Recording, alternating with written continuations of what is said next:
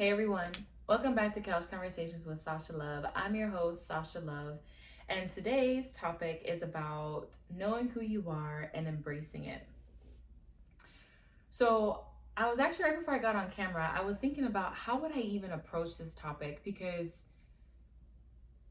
knowing who you are, getting to know who you are and embracing that is both simple and complex. It's both like intuitive, but also there are practical like elements to it as well. And I was trying to figure out what would be the best way to kind of highlight this whole understanding of knowing who you are and embracing it in a way that's healthy, in a way that's meaningful, in a way that's not as distracting as portrayed in social media and society. So hopefully it's helpful the way I break it down, but I think I have a couple of elements that may be helpful in helping us kind of understand what that means and also applying it in our lives and throughout our own healing journey. So, knowing and embracing who you are. The first thing I think about, and it's an example that I often pull from because I'm around, a couple of toddlers, so it's kind of like always in my mind. And B, I just love kids. So I just love making parallels between them. And C, like I just love observing how free children are, especially kids who are in loving homes and safe environments. It's it's really liberating. But anyways, so that's where a lot of my examples may come from in some of my videos, and it will come from an example. It will also be an example that I'll use in this video. So I I remember, oh, there's so many examples to pull from, but I remember observing a toddler, just under 2, and there was, they were celebrating their birthday, and he was celebrating his birthday, and he got a new toy, and he looked at the new toy, and immediately went up to it and instinctively was just like, let me figure out how to use it. Got onto the bike and started, started pedaling around, trying to figure out how to use it, how to navigate this new toy. And he could care less about what was going on around him. He could care less about what anyone would think about him. He could care less about the fact that his feet couldn't reach the pedal yet. He could care less that there was a bell there to play with and all these gadgets and components and things like that. He just wanted to get on and try it and feel it out and just enjoy the experience of this new toy, which happened to be a bike. He didn't care that the tires were flat. He didn't care that it didn't look like, someone else's bike or the other bike he saw somewhere else. He was just enjoying the moment. When I think about that, I think about what it means to know who you are and just embrace that. And what I mean by that is being so in tune with yourself about what you like, what you don't like, what speaks to you, what brings you joy, what makes you uncomfortable. It's so powerful and it's so important. And sometimes we don't spend enough time really understanding what that means.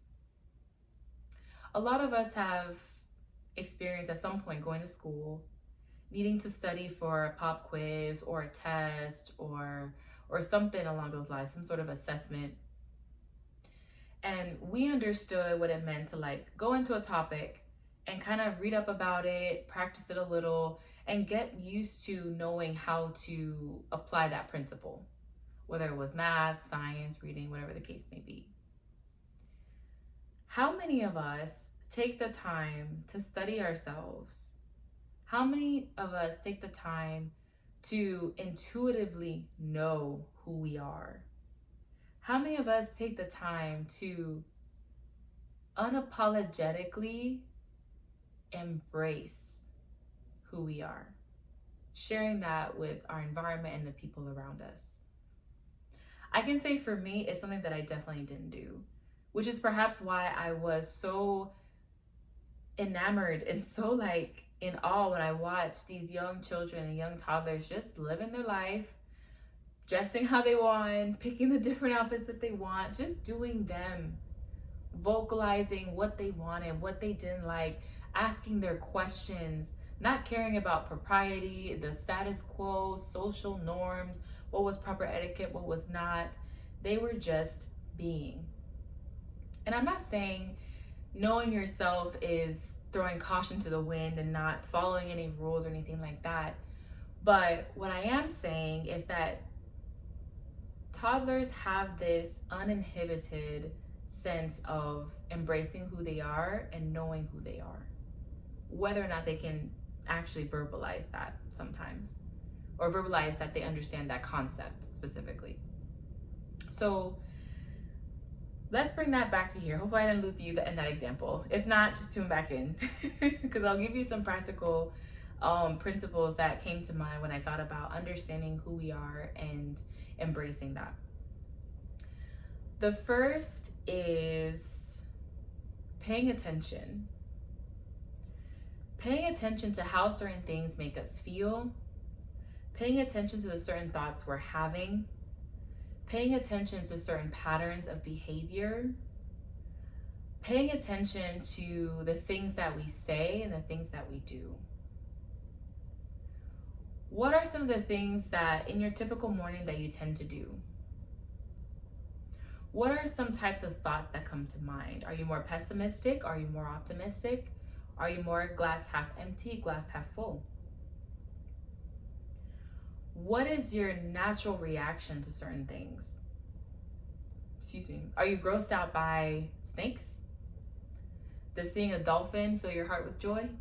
And I put a little heart. Are you terrified of octopus? Octopi? Octopuses? Octopi. Multiple octopus like animals. Are you terrified of parking garages? Do you hate driving? Do you love long drives, long walks on the beach? Paying attention to how things just instinctively make you feel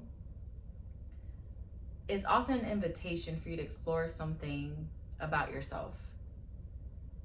Maybe you realize that you actually dislike long walks on the beach and long drives. Maybe you realize that you find it so enjoyable when you listen to jazz music. Something you would have never considered because you grew up listening to pop all the time, or you grew up listening to contemporary or mainstream music all the time. So paying attention is key. The second thing is, I would say, is reminding yourself that you are the expert of you. I think a lot of times for me, when I was growing up, I typically leaned on what other people said about me. Oh, you are smart, so therefore that must be I'm smart. You are nice, so that means that I must be nice.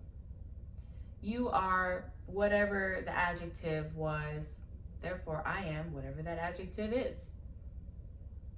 And not that there aren't people who can see things in you sometimes before yourself, but sometimes relying too heavily on what other people tell you about yourself can make you forget that you are the expert of you. You are the expert of what you feel and what you know about yourself, what you know about how you react to things, what you know about your triggers, what you know about your story and your past, what you know about your approach in conflict, what you know about your perception of life. You are the expert of you. And that's not to say that sometimes along the way, if we lose sight of ourselves, that we shouldn't lean on other people every now and then, or we shouldn't, trust the words of other people close to us. It just means that at the end of the day, you are the expert of you. And it's up to you to see if what someone else is saying matches up to what you know about yourself or what you intuitively know about yourself. So number 1 was pay attention. Number 2 is don't forget you're the expert on you. Number 3, take some time to shut out the noise from the outside. There is a lot of stimulus around us, from billboards to social media to TV to people at work. There's so much noise. There's so much of it everywhere. And sometimes, in order for us to be in tune with ourselves, we may need to shut out the noise. For some people, that looks like meditation. For some people, that's prayer. For some people, that's going to church. For some people, that's spending time in nature, going to the beach, a park, a lake, a stream, the mountains, on a hike. Whatever it takes, take some time to shut out the noise, because if there's so many moving parts, how are you going to hear that soft, still whisper in the chaos? Especially if you're not naturally attuned to it. So sometimes you gotta shut off the noise and see if you can hear, see if you can know what it is that you feel within. And last but not least, it can be scary to do this sometimes and may take some courage, but lean into decisions that are in line with who you are. Maybe that means jumping on an opportunity. Maybe that means developing a new skill.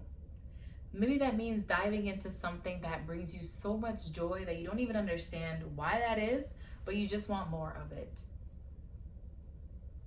Whatever it is, I challenge you, as long as it's safe and legal and all that kind of stuff, to lean into decisions in line with who you are. That could be in line with your moral values, things that are in line with things that you enjoy, something that's meaningful for you, something that you're passionate about. Lean into decisions that are in line with who you are. Because what that does over time is that it reinforces this knowing of who you are. It reinforces what makes sense for you and what doesn't. And you can start small. It could be as simple as deciding what outfit to wear today. It could be as simple as how you want to style your hair, what shoes you want to put on,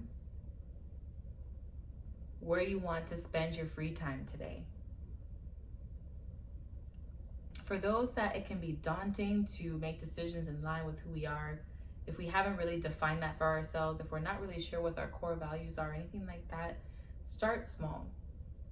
And then along the way, observe, pay attention, be present, and see how certain things make you feel, what certain thoughts are going through your mind, what is in line with things that are true for you,